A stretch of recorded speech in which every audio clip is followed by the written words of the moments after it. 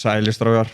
Í þessu þætti ætla ég að tala The Boy Must Die. Ég ætla að lesa, ég er ekki að lesa, ég ætla að láta lesa fyrir mig úr einni bók sem heitir The Fragile Man og sem tengist þessari setningu The Boy Must Die. En hins vegar, flesti strákar eða menn sem ég hitti eru að nota svona stráka hugmyndafræði eða stráka hugsunarhátt. Og það er svona hvernig þeir hugsa og hvernig þeir eru í samskiptum og ef þú hlustar og veist hvernig þú ætti að taka eftir í, þá heyrur það svolítið og sér það.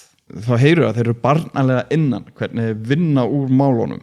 Aðferðinni sem þeir nota til þess að hugsa hluti og díla við hluti er eins og á stráki. Og ef þú ert að horfa á þetta á YouTube þá sér þetta, ef þú ert að hlusta þá sér þetta ekki, þú getur tjekka á þessu.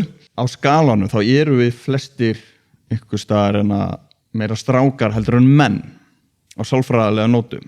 Og við viljum komast að syngað. Við erum ekki allir 100% bara strákar eða bara menn. Við erum ykkur staðar á mitt á milli. Hvað heldur að þú sért í þessum skala og væri hugsalega að þetta kannski færi ykkur aðeins ofar. En hins vegar, ef við skoðum svona primitive culture sem er eins og fólk sem var að búa í Amazon skóginum og svona þorp og svona tribes, strákarnir þurftu alltaf ganga í gegnum eitthvað svona initiation to manhood og á þessu svæðum þá voru öll tribe með þetta, þá voru allir með þetta, það var ekkert sömu voru með þetta og aðrir ekki, allir voru með þetta. Þannig að þetta spila stóran part í þeirra uppeldi að ganga gegnum eitthvað erfi. Og eins og dæmi að það er strákar 15 ára að fara í svona ákveðin hanska og voru með svona fire ants en eitt bit er eins og þeir skotir með byssu og svona líkt við það og þeir voru bitnir og þeir máttu basically ekki sína sársauka eða neitt svoleiðis og þá voru úrskurðaðir sem menn. Þú ert ekki maður og þú bara mátt ekki taka þátt í dating life og eitthvað svoleiðis. Og það virðist vera eins og það sé mikið þörf fyrir þessu, fyrir strákana að ganga gegnum þetta.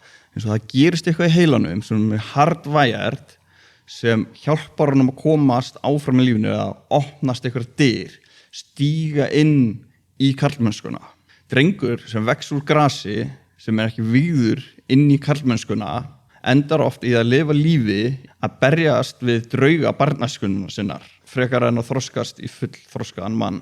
Allar frumstæði menningar hafa haft þetta og þetta spila stóran part í að strákar voru að verða að mönnum. En hins vegar ætla ég að spila smá hljóðbút úr bók sem heitir The Fragile Man svona initiation. From The Fragile Male by Ben Green, it's worth examining some examples of the rites of passage to which boys are subjected in order to turn them into men. These rituals, under the concept of a change in identity, are a form of rebirth, as it was called by a pioneer of manhood studies, Arnold van Gennep, in his book, The Rites of Passage. He interpreted these rites as a form of death of the boy and a rebirth as a man. He saw them in 3 stages: separation from women and from childhood, change, and establishment of the man. The boy must reject his maternal input, renounce his mother, and be taken away from her by force. Next, he is placed in a kind of no man's land, where he is neither man nor boy, where his body will be prepared by ordeal. Finally, he leaves his place of isolation and can practice as a man. The Maasai boy on the plains of Africa, that lie on the borders of Tanzania and Kenya, is not a man until he had killed a lion with his spear. Ok, getur ímyndaðir, vitandi það, þú þurftir að drepa ljón með spjótinu í innu. Hvað var stressandi og mikla áhyggjur, hvernig heldur það myndi líða eftir að búa að ná því. Það heldur maður að stá fram. Is not a man until he had killed a lion with his spear. He was not allowed to go into battle until he dipped his spear point into the blood of his own lion. Some boys would not be allowed to enter the initiation ceremonies and ordeals until they had killed a dangerous animal. The Maasai did not believe that manhood is inevitable. It has to be deliberately induced. A door has to be opened, which they call the door to manhood. During the period of their testing, the boys are called the Moran. They have to be fiercest in defending their village against an attack by other men or by predators such as rhinos, elephants, and lions. They will also have to endure circumcision without flinching.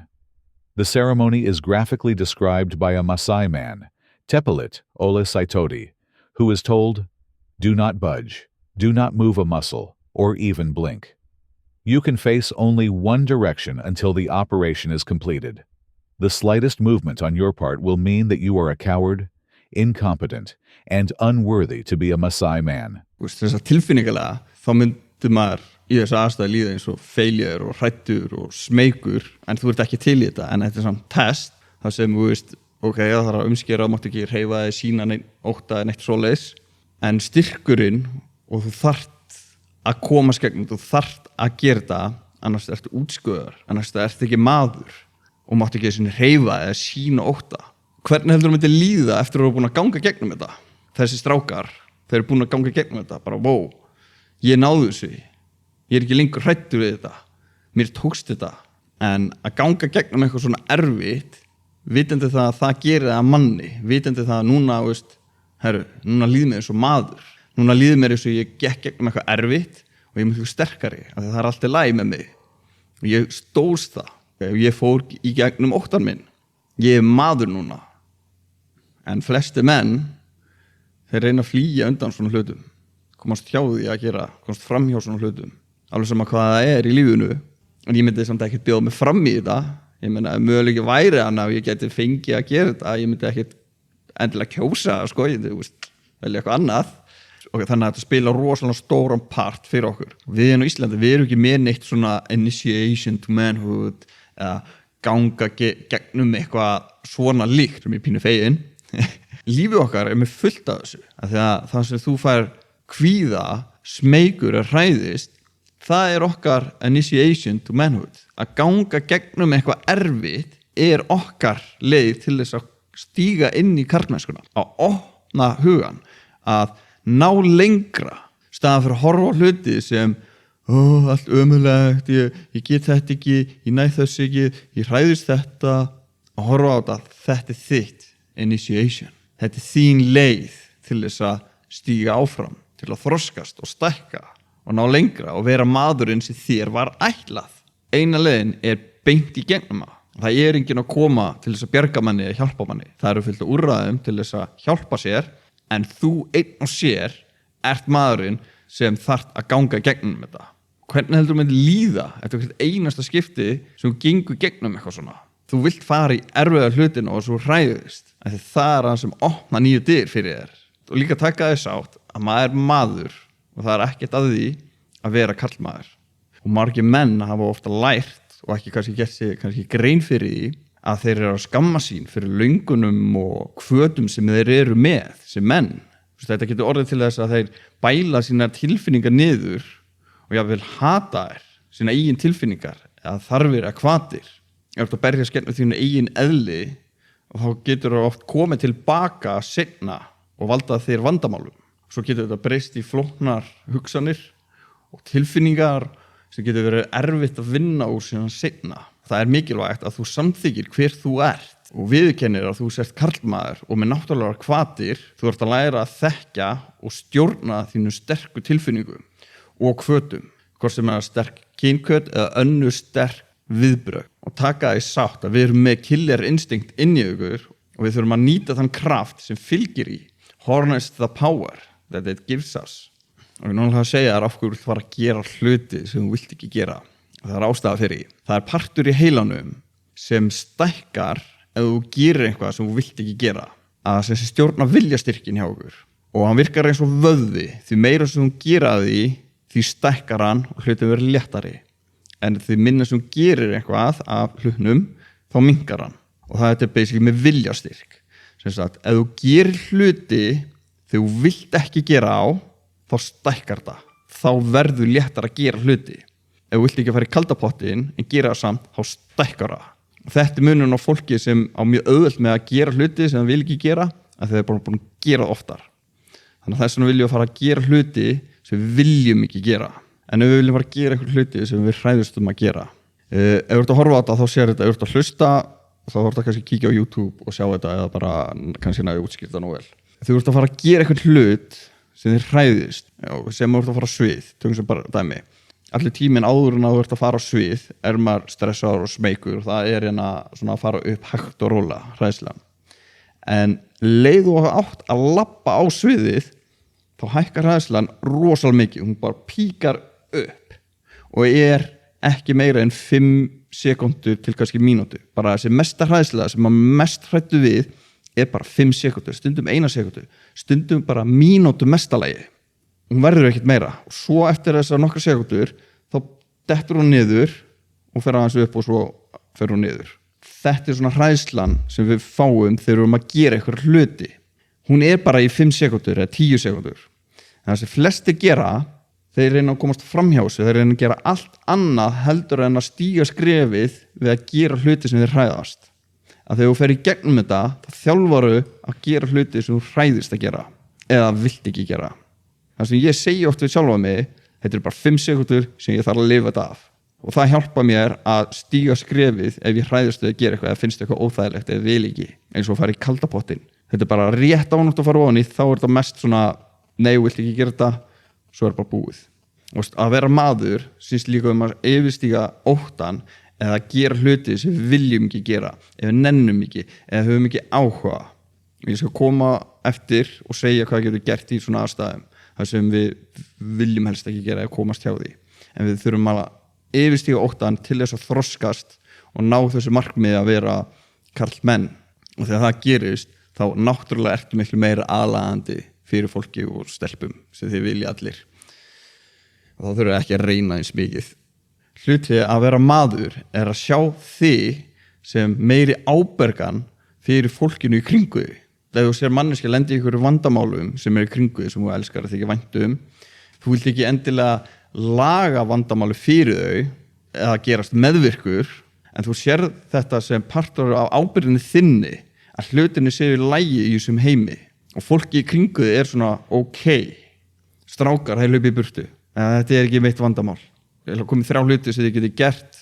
Og númer 1, til þess að hjálpa okkur og koma okkur í stað að gera hluti sem við viljum ekki gera, hræðumst eða nennum ekki, að staðan fyrir að horfa á ég þarf að fara í ræktina og klára rosalega mikið, eða ég þarf að þrífa herbyggið, eða ég þarf að vinna eitthvað stórt verkefni, þá eingöngu æfingin að stækka heilan, eða stækka heilastöðuna sem stækkar þegar þú gerir hluti sem þú vilt ekki gera. Þannig að basically að mæta í ræktina, þú fer bara á bretti 5 mínútur eða mæta í ræktina til þess að klæða og skipta föt, það sem sagt æfingin. Þú ert að horfa á þetta eins og þú ert að æfa að stækka þessu stöðu í heilanum. Þannig að þú þarf basically bara að gera það sem þú vilt ekki gera, en þú þarf ekki eins og að gera alltaf hlutin. Eins og þú ert að fara að þrífa herbyggið, þú bara nennir ekki að þrífa herbyggið, bara nennir ekki. Það eina sem þú skulle gera bara byrja að þrífa herbyggið sem þýðir að taka aðeins til í 5 mínútur eða minna og svo getur það hægt. Af því að þú fórst yfir tilfinninguna að gera hluti sem þú vildir ekki gera. Og það æfingin. Af því við stækkum hennan part í heilanum eingöngu að gera hluti sem við viljum ekki gera. Það horfa á allt verkefnið, horfa á bara að komast gegn hennan fyrsta part, gera hluti sem þú vilt ekki gera. Af því það þarf að stækka heilan. Svo eftir nokkur skipti þá verður það léttara. Okay, og númer 2 setningar, og ég ætla að koma með nokkra setningar fyrir sem sagt til þess að opna heilan, basically sem þýðir að ákveðna setningar sem segir við sjálfa þig lokar fyrir heilan sem að setningar opna. Og basically ég get ekki að fara í það technical dótið, en hvernig þú talar hvað þú segir við sjálfa þig búa til nýja tengingar og nýja stöðar og í heilanum. Þannig að bara til þess að einfalda þetta, bara setningar sem opnaðar heilan, stöðar fyrir heilanum og tengingar og nýja þræði og allt þetta, og svo eru setningar sem segir við sjálfa þig sem bara loka. Til dæmis þegar ég var í grunnskóla, ég veit ekki, 11-12 ára, þá þurfti að labba alltaf 20 mínútur í vinnuna í skólan. Tók mér mjög langa tíma að labba því ég bjó langt í burtu. Ég var ekki hugmyndaríkur þegar ég var á þessum aldri, en mér leiddist svo ógeðslega mikið þegar ég var á leiðinni í skólan að ég vildi geti búið til heilu bíómyndir meðan ég var að labba því ég elska ævintýramyndir. Vildi ég geti bara búið til eitthvað geggjað og bara týnst í einhver ævintýraheim í hausnum meðan ég var að labba. Þannig ég sagði alltaf við sjálfa mig, þá vissi ég ekki að þessu, að ég væri bara hugmyndaríkur. Ég er hugmyndaríkur og bla bla bla, sagði aftur, ég er hugmyndaríkur, ég fæ alltaf góða hugmyndir. Eftir einhver tíma, og sérstaklega eins og í dag, ég svo hugmyndaríkur og hugsa svo mikið út fyrir kassan að það fólk bara skilur það ekki stundum. Hvernig ég hugsa, að því ég basically bara ákvaða, að því ég sagði það við sjálfa mig og þá opnar fyrir tengiliður og býr til nýja þræði í heilanum. Og þetta skiptir rosalega miklu máli hvernig þú talar við sjálfa og hvað þú segir.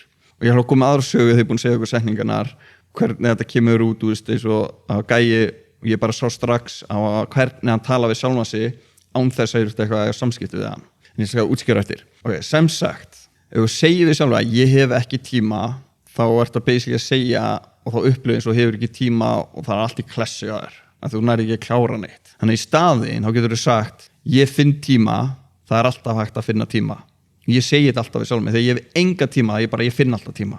Þá verð ég til dæmis ekki stressaður að eiga ekki tíma, ég segi bara sjálf mig, ég finn bara tíma. Minkaði stressið eða kvíða. Og eins og að segja við sjálf sig, ég veit ekki. Getur þú ímyndað og segir alltaf, ég veit ekki. Þá ómeðvitað ertu alltaf að loka heilanum. Þú bara ert að blokka hann fyrir að geta komið með lausnir eða hugmyndir eða pælingar. En í staðinn getur sagt, ég redda alltaf málunum. Eða það alltaf hægt að finna lausn. Og þetta bara setningar sem ég segi við sjálfum mig þegar ég veit ekkert hvað ég á að gera. Ég redda þessu, ég finn út úr þessu, ég finn alltaf lausnina. Og á endanum, 95% þá finn ég alltaf út úr málunum án þess að ég vissi hvernig ég ætla að gera. Því ég er búin að þjálfa mig í þessu, easy peasy. Og oft maður að segja þessar setningar við sjálfa sig án þess að maður tekur ekki eftir í, svona undir með þetta. Þú ert ekki alveg beint að segja, en þú ert alltaf rosalega meðvitaður að taka eftir þessu þegar þú segir þetta við sjálfa þig. Ég bara til dæmis segi þetta ekki við sjálfa mig. Ég kann þetta ekki. Jú, það kemur alveg fyrir að ég segi þetta, ég kann þetta ekki. En í staðinn þá segi ég finn út úr þessu. Einhver læt mig fá eitthvað verkefni, þá segi ég finn út úr þessu. Ég kann það ekki, þá lært ég að vita, en ég er ekki alveg viss, þá segir frekar, ég finn út úr þessu. Og þú ert basically að segja þetta við sjálfa þig. Það alltaf hægt að finna leið. Besta setning sem ég er með fyrir ykkur, sem ég lærði, og félagið minn líka, hann er líka með þetta, það hvort sem þú ert latur, þreyttur, hefur ekki áhuga, eða hræddur, félagskvíða, eða finnst eitthvað óþægilegt, þá segir þú sjálfa þig, the boy must die. The boy must fucking die. Boy must die. Og það býr til svona kraft, the boy must die. Og þegar ég var yngri og maður fannst eitthvað erfitt, þá sagði ég bara, the boy must die. Ég verð bara að fara gegnum þetta. The boy must die. Og ég kom mjög stutt að sögu hvernig ég veit að strákurinn hugsaði. Hann er sem sagt, ég kann þetta ekki, ég veit ekki, ég er ekki viss, ég hef ekki gert þetta. Svona myndi hans hugsunaháttur vera, án þess að ég veit að ég les ekki hugsanir, en jú, þannig sé smá. Allavega. Ég er að vinna sem smiður en ég þarf að mála einn vegg og það er rafmagnsgrind fyrir, svona rafmagnsbraut með köplum og hann er rafvirki. Og venjan í innanbransanum eða þess að rafmagnstóð þá segir við rafvirkjan, hann að færa þetta. Og ég beð hann bara, getur þú fært hérna brautina, bara losa hann smá vegnum, bara þannig kemst með rúlunni. Fyrsta sem hann gerði að horfa á þetta og bara ég veit ekki, þetta er smá vesen, ég er svona ekki alveg, hann fór bara strax af hverju þetta ekki að virka. Þannig ég tók bara stigann, fór upp í hann, losaði 2 skrúfur og það var komið. Ég vissi ekkert hvernig átt að losa þessa grind eða hvað þurfti eða hvort ég gæti það. Ég fór bara og sagði ég reddi þessu bara. Ég finn út úr þessu. Og þetta er alveg krúsal. Tala ekki hvað miklu aðlagandi eða að deyta eitthvað gælu eða komin í samband og hún biður eitthvað og þú bara veist að ég redda málanum. Ég græði þetta fyrir. Ég finn út úr þessu. Og þegar hlutir eru erfir, smeykur, óörgur, the boy must die. Það var komið að 3. hlutnum. Þetta nota ég og gerði rosalega mikið og geri enn það mikið af því að oft sem ég nenni ekki eða langar ekki að gera einhver hlut eða hef engan áhuga á þeim. Mér langar tíminn líður sem hraðast. Og ég veit að ef þú hefur áhuga á einhverju þá líður hann hraðar og ef þú hefur áhuga á einhverju þá lærir eitthvað. Þegar ég er að gera eitthvað sem ég langar ekki að gera þá reyni ég að sýna þessu innilegan áhuga. Ég bara sýna þessu áhuga, ég vil læra og spurja og feika það svolítið hjá mér að þykja það gaman og njóta þess og finnst það áhugavert, svona feika það.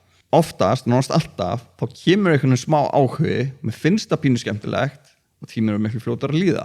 Og þegar finnst eitthvað skemmtilegt, þá verður betri í því. Og við sem menn, því fleiri verðmætið sem við lærum, eða fleiri svona skills, alveg sem okkur það að mála vegg eða setja í vél eða laga bílinn, ef þú sýnur þessu bara áhuga sem finnst leiðilegt og nennir ekki að gera, þá verður það skemmtilegt. Út af þessu, þá býjum við mjög miklum svona skills, hæfni eða eitthvað svoleiðis. Og ég er með eitt mission fyrir ykkur. Ef þú fer í erfiðar aðstæður, ef óþægilega aðstöður, ef þú fer félagskvíða, eitthvað svoleiðis, að segja the boy must die, the boy must die, the boy must fucking die og fá smá kraftin inn í með að gera. Færða hann ekki strax, þá þarf bara að gera meira af því. Þannig að byggja þetta upp. En þá komum við að lokum, keep up the good work, the boy must die.